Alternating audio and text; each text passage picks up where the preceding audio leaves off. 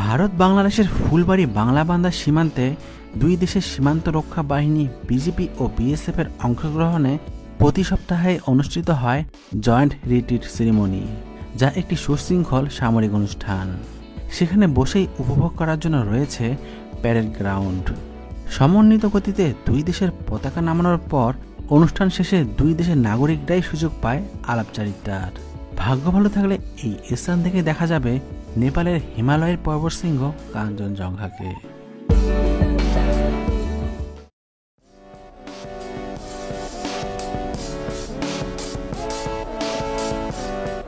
দুই দেশের সীমান্ত রক্ষা বাহিনীর জয়েন্ট রিট্রিট সেরিমনি দেখার জন্য আমরা যাই বাংলাদেশের সর্ব উত্তরের প্রান্ত পঞ্চগড়ের তেতুলিয়ার বাংলাবান্ধা জিরো পয়েন্টে। এই স্থানটি অনেকের কাছেই বাংলাবান্ধা স্থলবন্দর হিসাবেও পরিচিত। বাংলাদেশের সীমানা হওয়ায় অনেক পর্যটকদের কাছে বাড়তি আকর্ষণ এই বাংলাবান্ধা জিরো পয়েন্ট। এছাড়াও এই সীমান্ত থেকে কাছেই অবস্থিত সিকিম, দার্জিলিং, যাওয়া যায় নেপাল কিংবা ভুটানেও।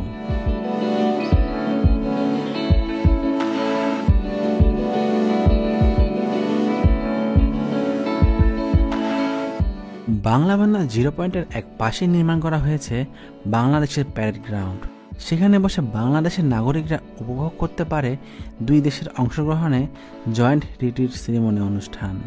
ভারতের নাগরিকদের জন্য রয়েছে তাদের অংশে বসার ব্যবস্থা।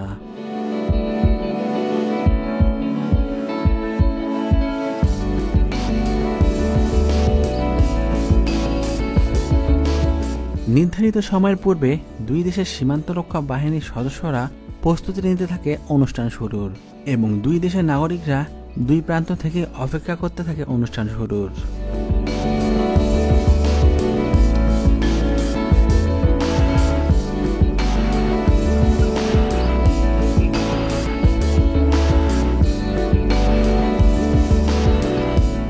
বিজিবি ও বিএসএফ এর দুই দলেরই মধ্য থেকে একজনের কমান্ডে সারিবদ্ধ ও সুশৃঙ্খলভাবে দুই দেশের পতাকার কাছাকাছি আসার মধ্য দিয়ে শুরু হয় এই জয়েন্ট রিট্রিট সেরিমনি।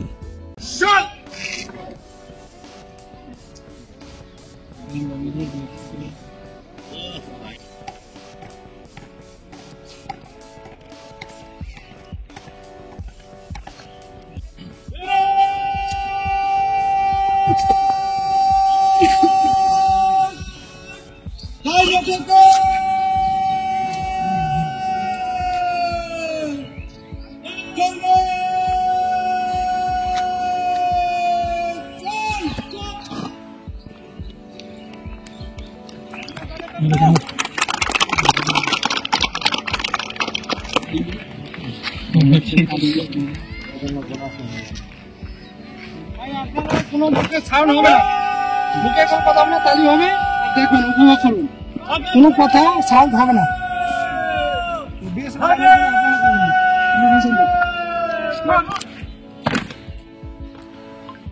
পতাকার কাছাকাছি আসার পর তাদের সামনে থাকা দুই দেশের অফিসারদের কাছে অনুমতি নেয় বিভিন্ন ধরনের প্যারেড প্রদর্শনীর জন্য।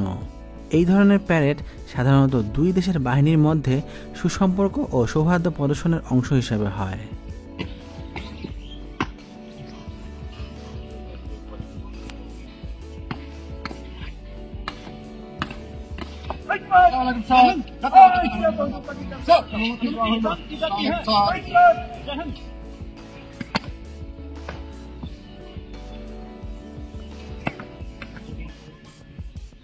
এই অনুষ্ঠানের সবচেয়ে আকর্ষণীয় বিষয় হচ্ছে দুই দেশের সীমান্ত রক্ষা বাহিনীরই সারিবদ্ধ ও সুশৃঙ্খলভাবে দাঁড়ানোর কায়দা, মার্চিং ও স্যালুট, এবং সবকিছুই খুব কোরিওগ্রাফ করা ও শক্তিশালী ভঙ্গিমায় করে থাকে।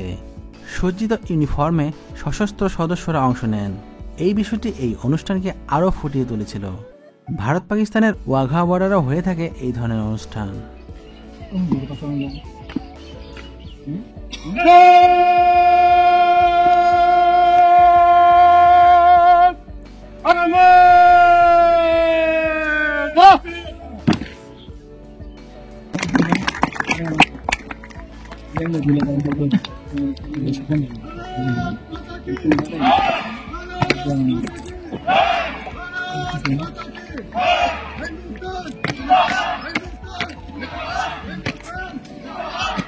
আমরা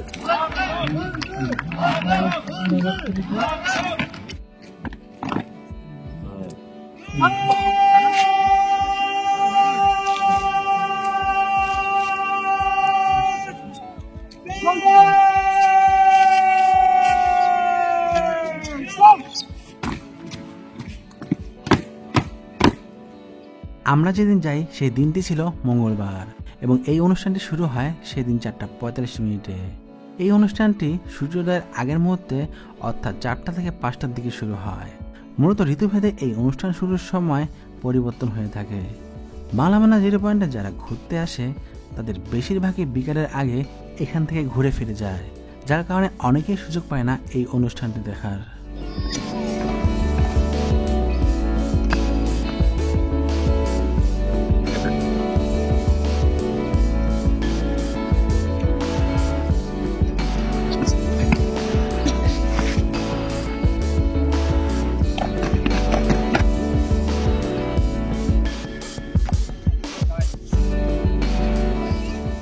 অনুষ্ঠান শেষের আগ মুহূর্তে দুই দেশের পতাকা নামানো হয় সমন্বিত গতিতে, যেন কেউ কারো আগে বা পরে না করে। তারপর পতাকা ভাঁজ করে যথাযথভাবে নিয়ে যাওয়া হয়।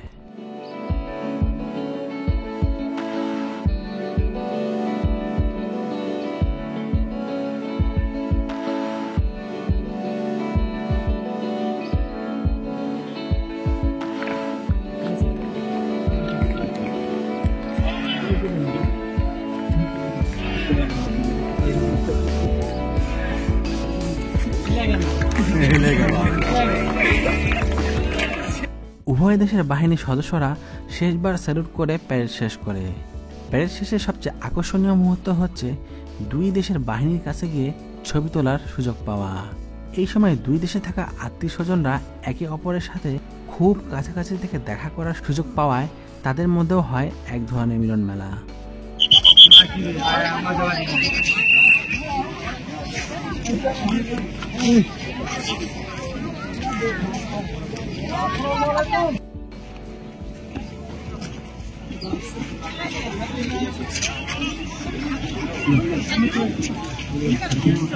দুই দেশের নাগরিকদের স্বল্প সময়ে মিলন মেলার মধ্য দিয়েই শেষ হয় এই অনুষ্ঠান। উল্লেখ্য যে আকাশ পরিষ্কার থাকলে নেপালের কাঞ্চনজঙ্ঘাকেও দেখা যায় এই স্থান থেকে। তাই ভাগ্য সহায় হলে এই প্যারেড গ্রাউন্ডে প্যারেড দেখতে আসলে সাথে দেখা মিলবে হিমালয় পর্বত সিংহকে। বাংলাদেশের কোন কোন স্থান থেকে দেখা যায় কাঞ্চনজঙ্ঘাকে তার বিস্তারিত ভিডিও রয়েছে আমার এই চ্যানেলেই। সকলে ভালো থাকবেন, ধন্যবাদ।